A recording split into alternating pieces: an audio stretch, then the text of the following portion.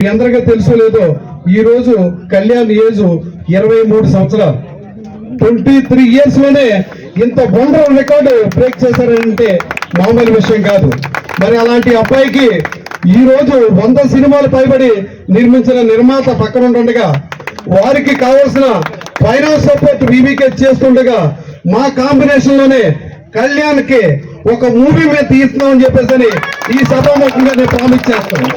కళ్యాణ్ ఈ రోజు పుండి తెర మీద కాదు, సూర్యుని వెండి తెర మీద చూస్తారని చెప్పేసి ఈ సభాముఖంగా నేను తెలియజేసుకుంటూ వారు అమూల్యమైన సలహాలు ఇవ్వాల్సిందిగా కళ్యాణ్ కోరడం జరుగుతుంది. Thank you. హాయ్, హలో, నమస్తే.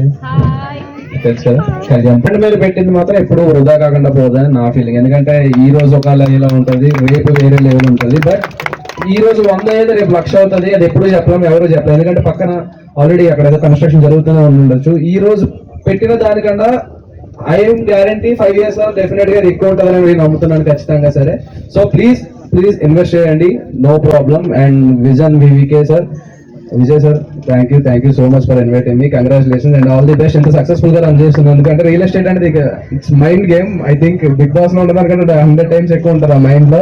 సో మీరు ఇంత మైండ్ గేమ్ ఎంత పర్ఫెక్ట్ గా ఎగ్జిక్యూట్ చేస్తున్నందుకు రియల్లీ ప్రౌడ్ ఆఫ్ యూ.